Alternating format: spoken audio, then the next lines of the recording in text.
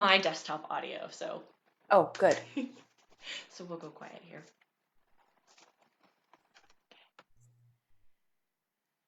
Hello, everyone. Welcome to the first RD2RD Live Show of 2020. I can't believe that I've been doing this show for over 2 years. I was looking back through my records and there were dates in 2017, and I thought, oh my gosh, time flies when you're having fun.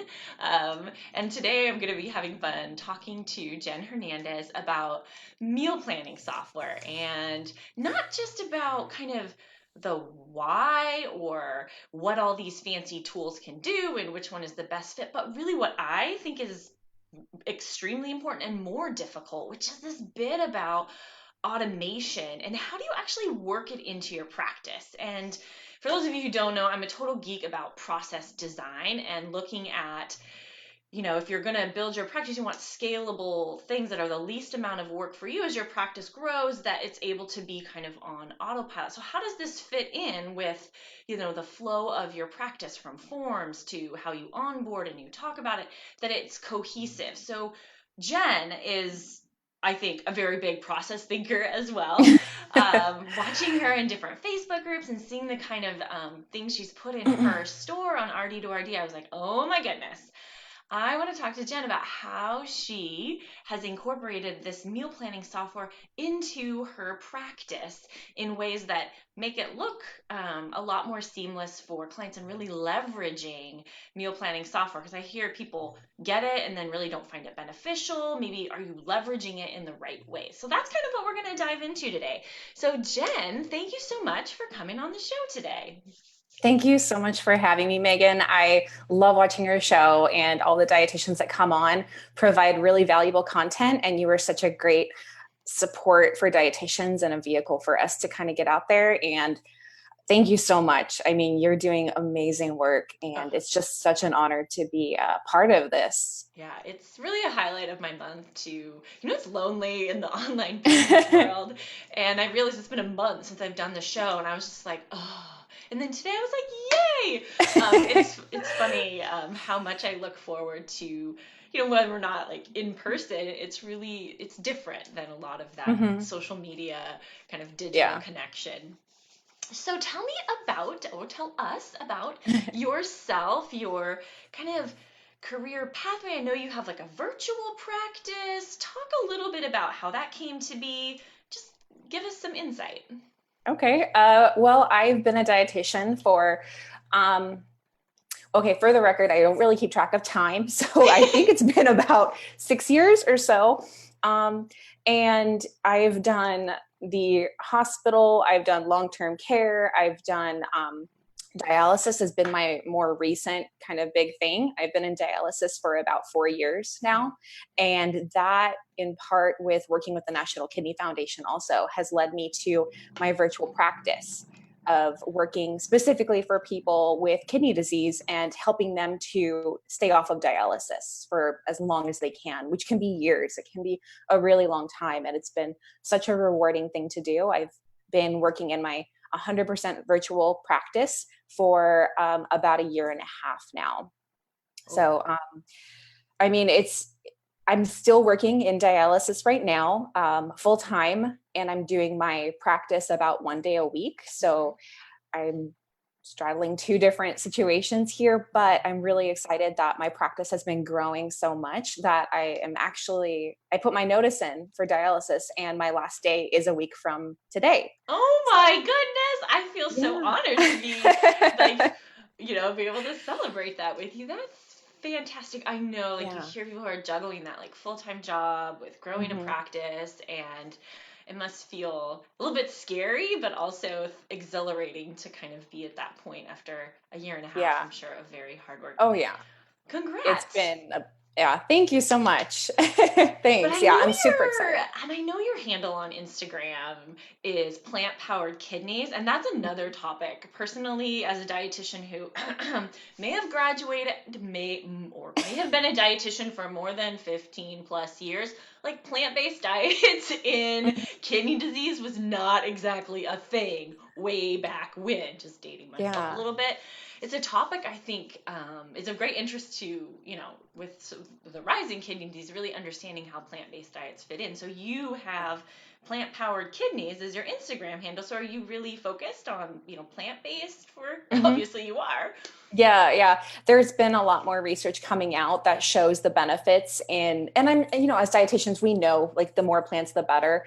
And the traditional renal or kidney diet would always talk about more protein and white bread and white rice and all of these like brown, white, bland foods. And then anytime you talked about or anytime you talk about fruits or vegetables, everyone's thinking, oh my gosh, what's potassium and what Can't about have that. this? And exactly. And I'm finding in not only with the research, but also in working with my clients that it really opens up the doors to them for being able to have more food. And that kind of segues into the whole thought of using the meal plans because Yes. especially in renal, it's, very structured in Mm-hmm. some cases, but when we talk about doing plant-based and we open up those opportunities for them, it gives their meal plans and their kind of guidelines on what to eat Mm-hmm. just that many more options. Right.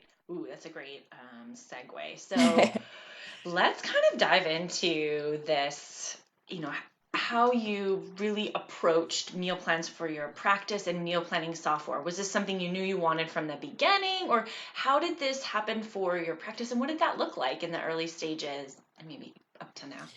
Yeah, well, so when I initially started my practice, I was so dead set against meal plans Uh-huh. because I knew, from experience Right. back when about all the work it takes. And I was just like, that's not for me. Plus, nobody follows them. Like, what's the point of putting in hours of work and doing all of this stuff for them to look at it and then follow it for a day, 2 days, and then get tired of it or something happens in life and then they throw it out the window. So I was like, I'm not going to put all that work in. But the thing is, when I'm doing my market research and I'm really looking at what my client needs, especially in renal, but I'm sure all these different kind of niches, the first thing people are looking for is a meal plan. And we know that they don't necessarily want the meal plan. What they really want is a solution for just tell me how to eat, tell me, what I need to do to eat better for my health. And we need to meet them where they're at. And that's when I started looking into the different meal planning softwares because it was something that I knew my clients at least needed initially. And then I could kind of work with them. Once I got them in the door and they saw the meal plan, they saw the pros and cons with it, then we could kind of work around it. And that was kind of my initial thought of, okay, let me do this. So I started researching these different plans and I checked out a handful of them and I found EatLove, which to me was like, oh my gosh, like, thank goodness there is something out there that's actually going to support me in this whole process. So the difference with EatLove that I found compared to other meal plan systems is that EatLove actually gives your clients like a portal access. So it's an interactive meal plan for them where they can go in and they can make changes to the meal plan based on what they like or don't like. And with other meal planning softwares and systems, you go in and you still make the meal plan. You'll ask them their likes, their dislikes, allergies, all of that kind of stuff. And then you have to create it. You print off a PDF and you send it their way. And that's it. Mm. But with EatLove, you can still do all of that if you'd like. But because they have access to their own account, they can go in and they can swap out meals. They can swap out snacks. And when they do those swaps, you create the nutrition prescription, so it automatically filters what is appropriate for them. Okay. How did you find, the filtering, like if you're doing a renal diet and you're setting the macronutrient prescriptions, did you run into any challenges with not having enough available options or things getting pulled out that shouldn't? Like that with the renal, it's a little bit more complex than general Mm-hmm. wellness or other. Yeah, they do have specific diet that you can or prescriptions that you can pull off of. So they do have CKD just stages 1 and 2. Mm-hmm. They have like 5,000 recipes, but a lot of, like you say, with renal, it's complex. Mm-hmm. What I've actually found to work best for me and my clients is I usually pick one of the more general the general diet settings, and then I can go in and tweak the macronutrients and the micronutrients to fit what my client needs to focus on. Got it. So for some examples, like we talk about kidney disease, some people might need to limit potassium, but it's not always the case. And if you put them on the renal diet setting, it's going to automatically filter that. I'm like, okay, no. Like, let's start Doesn't with this feel like hospital acute care, like conversation here? No, you have to be on a renal diet, right? Exactly. And now we're like, well, like, why are we going to cut back all this stuff if we don't see any evidence for it, right? Especially when it comes down to people actually enjoying their food. Like that's really the biggest priority, in my opinion, is for them to enjoy what they're eating. And we want it to be safe for kidneys, in my case too. So you started this, okay, right? So you're decided you're gonna use EatLove. Then, and the brilliant person that you are, you created these awesome like forms, right? Because you use Practice Better. So here you're positioned with, I have this like meal planning software tool, but how do I get the information about what clients like to eat in an efficient way? So maybe kind of talk us through how that evolved for you, or if you didn't get to finish, I tend to like jump around and no, that's okay. People, that's so I'd be like, Megan, I wasn't done with the last question. Just feel free to tell me because that's fine. No worries. I jump around too. So when I decided to work with EatLove and I signed up with them, I was going through, and as I started going through, I was kind of entering everything kind of as I was going, talking with clients. And then I was like, you know what? It would really help if this was done ahead of time so that when I was meeting face-to-face with a client online, it would all be set. It would all be done and I wouldn't have to worry about it. So I went into Practice Better and I created my EatLove questionnaire, which is just the meal planning intake form. For those of you who don't know, I'm sure you do, but Practice Better is a practice management tool for like charting and scheduling appointments. I'm sure many of you know that, but in case I just want to make sure people know Practice Better. Yeah. That's the EHR that I use for seeing all my clients and for doing the billing, doing all of the note taking and faxing, everything. So it's all included in Practice Better for me. And one of those benefits is I'm able to use custom forms within them and I can create them and then I can share them with colleagues, which is why I kind of looked into RD2RD. Right. So again, jumping around, but I just basically went through the EatLove information and I created that into the form of the meal planning intake questionnaire. And I set it up so that it's in line with what you need as you're going through and setting up your client's portal for EatLove. So once your client fills out that questionnaire and sends it to you, you have all the information that you need to create their first, to create their portal and to create their first meal plan within EatLove. Nice. And one of the steps I took further, which I had updated all of my RD2RD information and handouts, is some tips on automating. Because what I also want to do within Practice Better is when I set up my session with my clients, I have these forms scheduled to go out 3 days in advance prior to the appointment. So it's not so far out. Like if we schedule 2 weeks in advance, it's not so far out that they do it. And then like 2 weeks later, I'm like, what happened? But it's just a few days. It sets kind of like as a reminder for them that this appointment's coming up and they need to go through and fill out all this information. Especially when meal plans are something that are very highly desired. I feel like getting a reminder like, ooh, I'm going to get a meal plan. Even if exactly. It's like, ooh, I get to talk about the things I like to, what I like to eat. And that's a really nice thing to get a few days before your visit. Yeah. It's definitely motivating for them. And it really kind of gets them starting to think about like what they need and what they want and what they can't have or what they don't need. And it just, I usually do I can talk about this more later, but I usually do the meal planning, like startup in the initial assessment as part of that appointment. But I also do it as a separate session, depending on if I'm waiting to get my license in a new state. So if a client if a client, like right now, I have a client that I'm going to work with in Alabama, and I'm waiting to get my license in Alabama. So I'm not doing any MNT, but I'm setting up a general meal plan for her at this time and at least giving her access to EatLove. So I gave her the tutorial and she's basically getting like this freebie or this bonus time of her EatLove access until I start working with her when my license comes through. So I think asking this question later, this whole monetizing of meal plans, and I definitely want to dive into this further about seeing it as something that, comes along with working with you, as part of your counseling, or as a additional price point, because I feel like it costs money to have a meal planning tool, so I should be selling this as an upsell or as a side service. What are your thoughts on that? How have you kind of gone through the different options in your head, and why do you feel like what you're doing now is a good fit?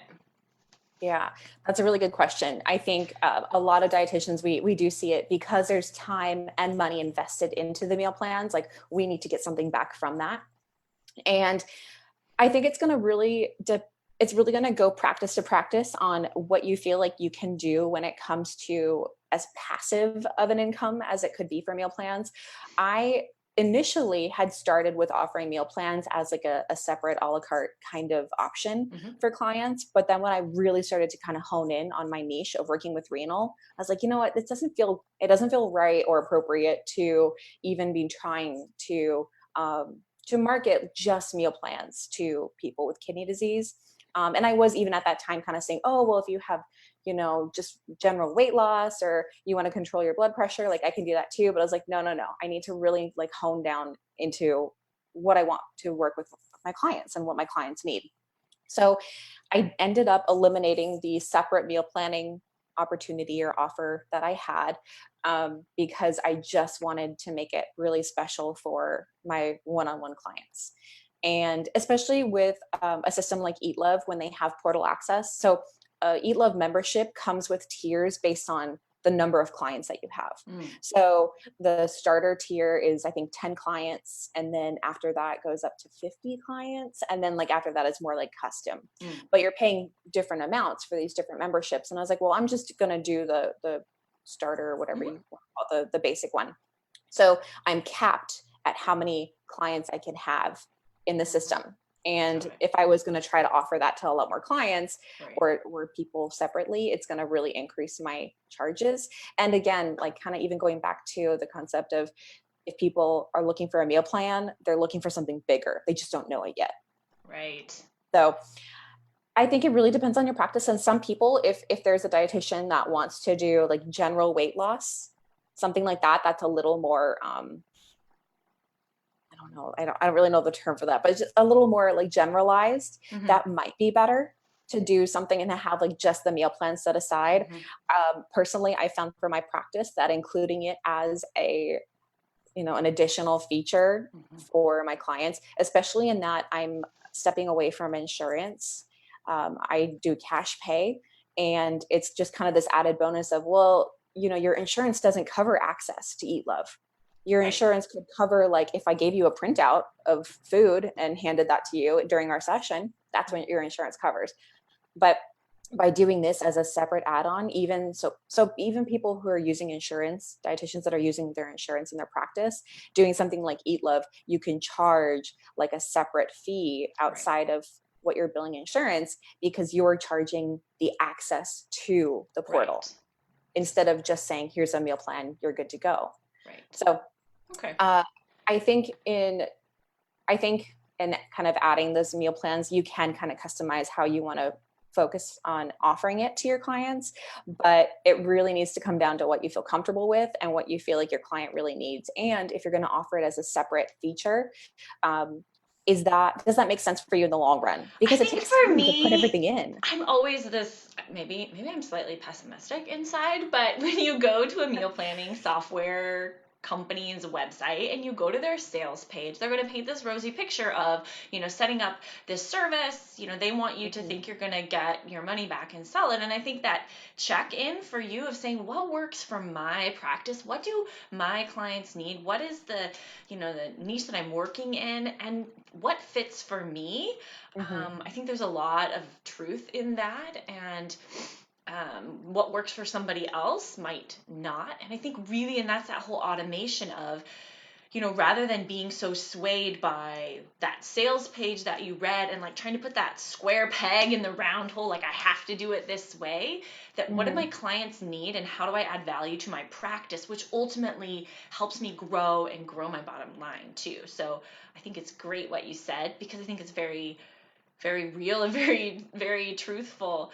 So I think getting away from just what you saw on a sales page, like what's actually working in your practice. So, but I want to go back to the question about capped and number of clients. So, do you require your clients to be, they sign a 6-month package and they only have access if they're not seeing you anymore? Their access to the portal goes away. Like, what's going on there? Yeah, so I do the package sales for my practice, and I do tell them that your access to EatLove will be for the duration of the practice, and then I give them the opportunity for it's almost kind of like a membership opportunity afterwards. That after our 3 months working together, more intensive, I have a step down for them and say, okay, if you would like to continue your EatLove access, if you want to continue having all of your recipes, your meal plans, and I'll do one session per month with you as an extra kind of check-in with how things are going. We can do a month to month, or you'll get a discount for another 3 to 6 months to continue to work together in this opportunity. And in doing that, it kind of helps with a little bit more of the long-term income. And once you finish working with them for that 3 months and I have, a handful of sessions and communication with my clients in that 3 months, I feel and I also know them well enough to know if they're appropriate to continue or not. Right. So I do offer, like, do you want to continue your EatLove access? And do you want to continue working on meal plans? And the great thing about EatLove specifically is that the way I describe it to my clients is it's like Pinterest, but all of the recipes are automatically filtered for you. So you can go on Pinterest and you can find you can find countless amounts of recipes, but you really don't know if they're actually good for you or not. So I tell them, like, in this manner, they're already filtered for you. And so as they're moving beyond the 3 months, they might not even need the meal plan itself, right, but they want the recipe database access. They want to continue to look up recipes. They want to kind of plan out their week, or maybe just generate the grocery list and have that on hand. Or maybe they want to have some things set up and then get their groceries delivered. So all of those things they can do within the system, but they need to continue to work with me if that's something that they want to do. Right. I want to There's some good comments here. There's been some question, posed about EatLove from a HIPAA compliant perspective. Kind of maybe we won't dive into that. I think if kind of outside of maybe the scope of what we're talking about today, but definitely something that the whole portal and information that you're collecting about HIPAA can be a little complex, and I want to stay focused on kind of the automation and process, but definitely something recommend, definitely a good question for EatLove themselves. So, all right. So we've kind of bounced around a little bit. So I think incorporating into your practice, you were starting to talk about kind of your intake form. You get a new client, they sign on before that first meeting, they're getting, they've already probably paid you, right? They're already signed up as a client, getting excited for their first visit. So how do you just kind of talk more about kind of this automation piece? Like, where do you fit it in your visit? What struggles have you had? What maybe has worked well or what really hasn't? So with the automations, and this will speak more specifically to Practice Better, since that is what I use, but within their system, there is a whole section of automations that you can customize. So what I've done is I set up different automations. So for example, I have a package automation. So when a client signs onto a package and they purchase it, automatically they get the privacy policy consent to treat form, and they'll also get my client agreement, which is also included as part of the package in RD2RD. They'll get that form sent to them automatically. they'll get, I'd probably have to pull it up to look at it, but I only want to have, I only want to have the forms. Think of like your first doctor's appointment when you go in and they give you all this stuff and they say, okay, read this, sign this, read this, sign this, read They this. give you 40 things to look at. Yeah. Yeah. Yeah. So I think mine's only like 3, but they're Me, it's very like when you sign your kid up for school or preschool or anything, you're like, oh, really? All that? Yeah, I'm sure. School registration. Yeah. Yeah.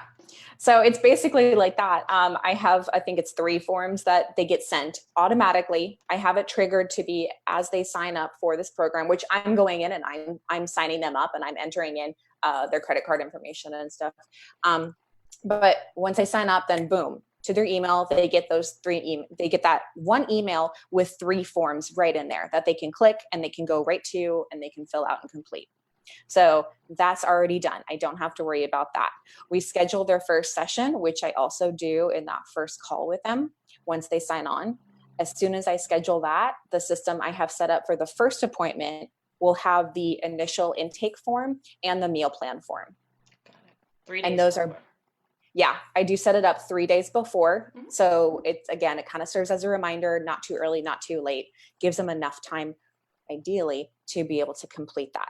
So again, that's automated. I already have it set up so that those are sent out beforehand.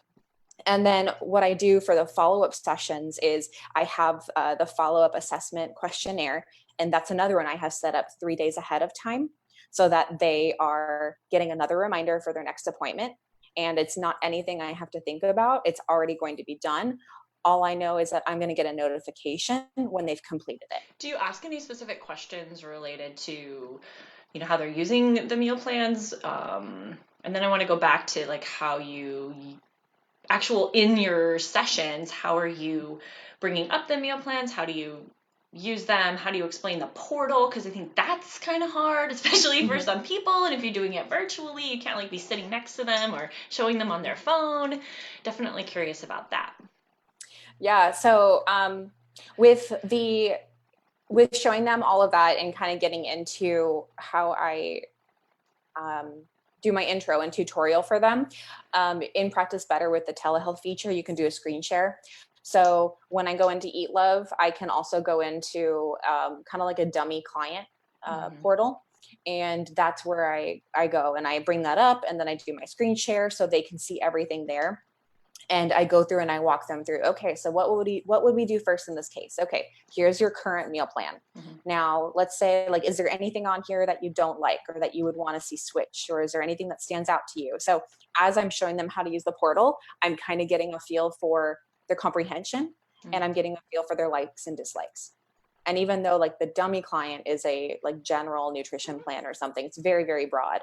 It can also bring up things like, oh, I thought I wasn't supposed to have brown rice, or wait a minute, why is it showing grapefruit? Or, these kind of things that pop up and we're like, okay, well, let's talk about that. And I'll show you how you can get rid of that or how you can filter it or whatever the case is. And I'm going through and usually my initial appointments take about an hour and a half with the client. And that includes going through the meal kind of into the meal planning software. Okay. Yeah. And then after that, I send them the invite and then they have their access right then and there. So they can go in and then within the system, there's a catalog of like help videos and tutorials. So they can reference back to those, which means it's one less thing that I have to worry about. Although I am kind of thinking of doing something in the future of within Better setting up a separate program of just the onboarding. And then I could tie that into my package and the client sees that as a bonus of having this extra program. So out of curiosity, what percentage do you estimate of, clients in general that honestly take advantage of the meal plans in a way that you feel like is, I don't want to be judging, but is it, they are actually using them more than just decorative or, as a safety net maybe? I would say probably about half. And I do notice for sure that as time goes on, they might not be as engaged in using it. And that's kind of a point that it triggers to me because on the EatLove homepage, you'll see kind of like a running activity notification of who's been on and who's been doing what. And if I don't see certain people on there, I'll be like, okay, maybe I should be checking in with them. And I do usually pair, I use the food journals on Better, and I use the chat in there. So I'll just like send them a chat message and say, hey, what's going on? Like, are you doing okay? Do you have questions with the meal planning? But oftentimes the clients are pretty good about reaching out to me and saying what they're looking for or something. And I think they do. Yeah, they do realize that once they're given more availability in their foods, they don't need it as much. But in that initial time, like the first month, 2 months, they're going through all the recipes and everything. Cool. I think it's such a great value. And you mentioned that, starting out in your own practice, you were kind of, I don't want to say anti-meal plans, but you see it a lot where people don't follow meal plans. But the reality is that is, someone had commented about how brilliant your statement is they're looking for something bigger. They just don't know it yet. So Courtney, I agree with you. I thought that was a brilliant statement, that we need to give people what they want to a degree, what they're asking for. And they don't really, oftentimes they do need something bigger, but really meeting people where they are. And as they grow and they learn from working with you, they don't have that same level of need and dependency on kind of a prescriptive plan. So I think a lot of us are saying the same thing. We're just coming at it from maybe a different angle. Okay. So we talked a little bit about how incorporating that cost into your services in your practice. Do you find like when you're having, that sales call, right, where you're selling a package, that these meal plans make it easier to sell that? How do you work that in? Show us your sales mojo here. Yeah, it really makes a difference because well, for one, I have a meal plan as my freebie, as my opt-in. Okay. And that's how clients or potential clients are kind of starting to get to know what I do, is by seeing that meal plan. So they know that I do provide that kind of service. The thing that I can offer in the call that is unique is talking about the access to the meal plans, their own client portal. I think it helps them feel more in control. And I tell them, like, I'm not just going to give you a PDF and be like, be on your way, or this is the meal plan, you need to follow it. It's 1,800 calories. Why meal plans that maybe you've used before haven't worked for you, because they've not been changeable or dynamic. Exactly. Yeah, it's just something that really doesn't take into account your personal preferences. And maybe it did, maybe it was customized, but if it was still just a piece of paper that told you what to eat, that's super frustrating. And I could definitely see, like, I could never, follow a meal plan like that. But what I can do is use a database like that, where I have access to all of these recipes that are helping me eat better. So I think in my talks with them, I really emphasize the difference, that what I'm providing is kind of a step above other situations where, because they can get printable meal plans online. Like, that is not hard to find. And I tell my clients too, like, especially in the renal world, DaVita, they have a huge database of cookbooks and recipes and meal plans that they can find. But I'm providing them something different in tandem, but also more customized. And they're working with the one-to-one counseling that they're getting.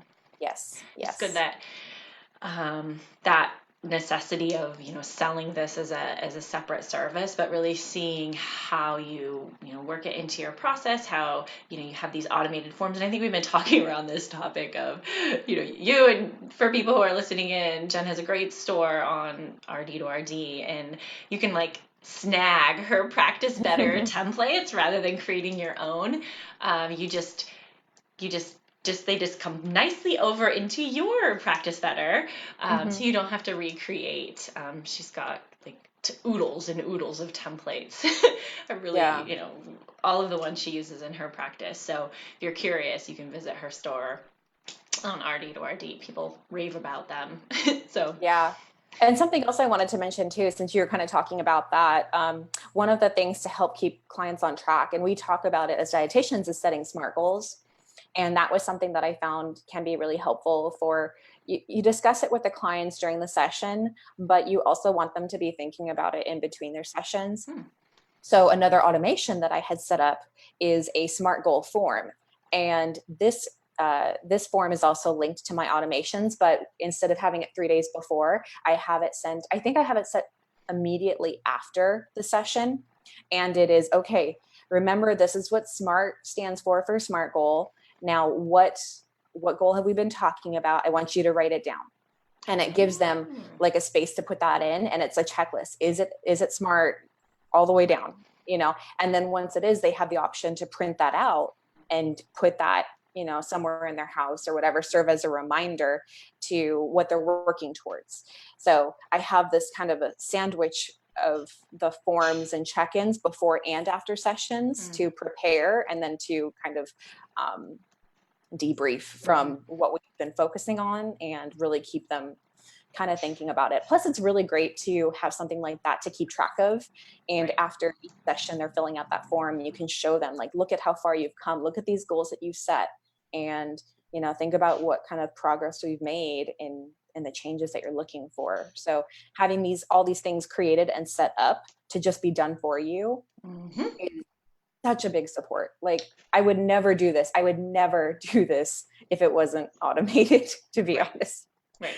It's too much. I completely agree. That especially as you scale, I think early in your practice, you maybe say, well, I don't have very many clients. I can do a lot of this. But the reality is, if you're planning to grow, you need to create processes that if you step on the gas, like, the wheels aren't going to fall off, that, you know, they work for you. And for me, I know I'm a process person, so really mapping that out, right? And thinking about decision tree. I could do that all day. Like, it's just totally fun for me, and I can see the wheels in your head, and other people are like, oh, that sounds awful. So I love that there's great, you know, process people like you who can, you know, put the tools together and really think that through. And, you know, other people have other skills and strengths. So as we get closer to the end of this time here, I'd kind of like to dive into maybe lessons learned, or maybe things that didn't go well, or if you're working with meal planning with a client where you're like, oh, I really wish I could tell someone, like, don't do this, or just maybe kind of open up a little bit about that. Yeah. Oh my gosh, the number. Okay. Well, I've been in practice for, I want to say like only a year and a half, but then I want to say I've been in practice for a year In front of things. Only. Yeah. Man, I've been doing this for a long year and a half. And I just put my notice in at my full-time job. Big hands up for you. Yeah, it's being that constrained with time has made me push for some things, but then also, like, I do learn really fast, like, okay, this didn't work for me, or, you know, specifically when it comes to the meal planning, like I mentioned in the beginning, for me, doing meal plans as a separate feature, I thought that would be great. And I loved the dream of, oh, it's passive, especially with EatLove. You know, I just send them the form and then I create their portal and then they just do whatever. Yeah. And it's like, no, you know what? Didn't work, not for my niche, not for my clients. It doesn't make sense for me, at least not right now. It could change, but at this point, it just doesn't make sense. And it could for other practices, but again, not for me. So that was something that I spent probably a little bit too much time on, because I created a whole nother web page on my website that just talked really individually about meal plans, and, oh, you can do all this and and like, the number of hours I spent working on that website or on that page and creating the package and creating like the separate thing and creating the separate forms that had to go with it. Like, that I think was a big time drain that really, I had some clients that did it, just the meal plans, but it didn't really go anywhere for me. And I think because in the back of my head, I knew it wasn't right for me. I think that's kind of where it stemmed from eventually. So with that, I would say, like, trust your intuition, like, trust your instincts when it comes to, like, does this feel good? Does this feel right? It could be a moneymaker for somebody else, but is this what is good for me and for what I want to do? And for me, that was no. So I took that down. But now I feel that much more confident in offering it to my one-on-one clients, and to giving them that extra special treatment, and to say, like, I only have this many spots.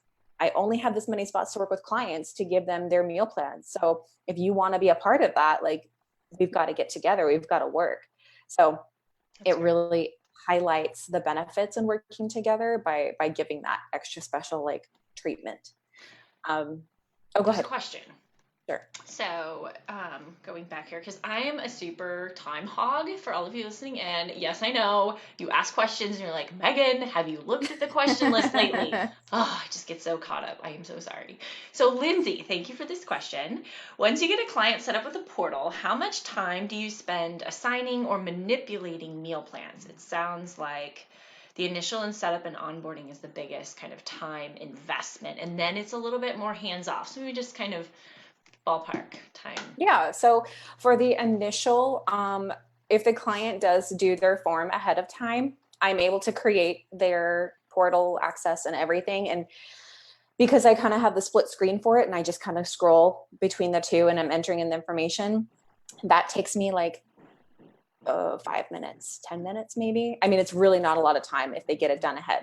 If they don't get it done ahead, then I might tell them like, let's see if we can accomplish this in our first session. If not, you're going to have to wait. You know, that's the con, and that's their lesson learned of completing their intake forms on time. Yeah. But yeah, so it takes me like 5-10 minutes to get somebody set up in the portal. And then to do the customizing, that's actually part of the tutorial that I give, is they have access to almost every kind of change they want to make, with the exception of the nutrition prescription. So I'm the one setting up the macronutrients, micronutrients, but they are the ones who can change their milk preferences, their food allergies, their likes and dislikes. They can change all of that themselves. So I make sure that I highlight that in our tutorial when I go through, and I tell them like, if you want to change something, like that's on you. You know, you're a grown up. I work with adults. You're a grown up, Yeah. and you know, this is what you're going to do. Do you find that knowledge gap when people are coming into this plant-based idea?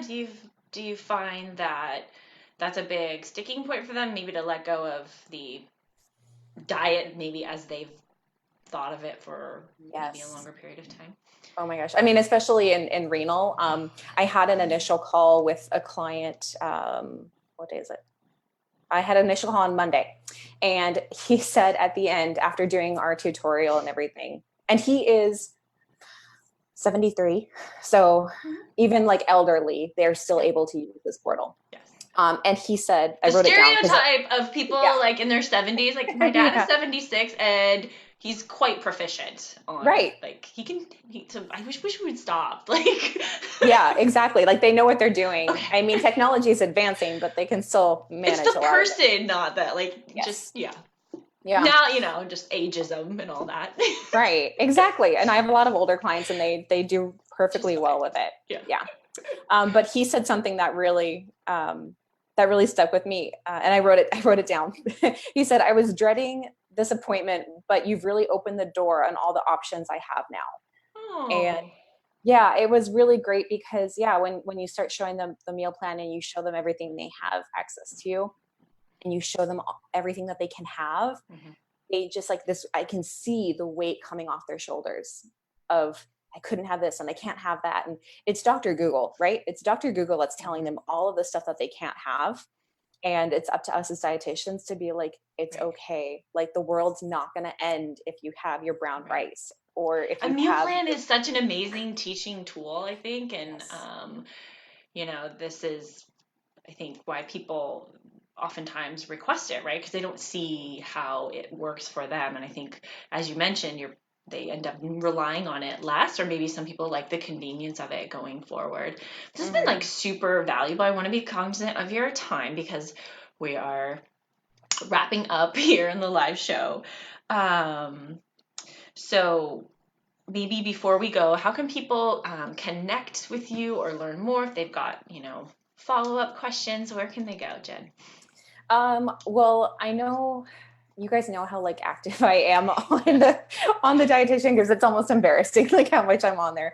But I really love helping to be a resource, and like I don't work with dietitians, or like that's not, you know, my clients, but I really love helping out because in the beginning it was so much work and so much time. And so I'm always like in the dietitian groups, the different Facebook groups. You can connect with me on Instagram. It's plant.powered.kidneys. So you'll find me on there often. And those are probably the best ways to get a hold of me. Okay. Yeah. And then if you are, a practice better user, and you're looking to save yourself time and not make your own forms, and you just want to take Jen's and or change them somewhat, you can do that, which is super awesome. Or curious about learning more about EatLove, you can certainly reach out, or other meal planning programs. So super exciting to talk about Yeah. this today. I don't Yeah. know. Oh, and I do Yeah. just so people know, because I know it's a little kind of different, the forms that I offer on RD to RD. Yeah. But if you want to get an idea for what it is specifically without paying anything, I do have the free discovery call form. Oh, So yeah. yeah, so there is a free form from me on RD to RD, and you'll see what the code looks like. Right.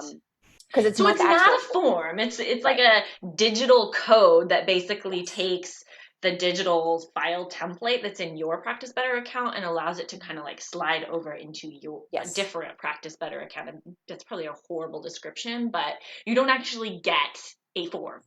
Right. It's a Right. digital It's swap. a code. Yeah, It's a that's code. exactly it. Because I know I've had people ask, and I think you've had people ask too, but it's a Yes. code that you put into Practice Better, and then it automatically uploads into your account. So you don't Right. have to go through and manually So if enter that every. process feels a little weird to you and you just want to check out something for free and be like, I'm not sure how that code works, I don't know if I'm tech Mhm. savvy enough to do that, you can go grab Jen's free discovery call template on Mhm. RD2RD and use the little code and practice better and see how it kind of magically appears in your account. Yeah, and then reach out to me if you have any questions. I just did a face-to-face call with somebody the other morning who was kind of asking about it. So I was talking with her about how to put them in. So Yeah. yeah, if you have any questions on how to do it, reach out. Super exciting. Well, this was really fun for me.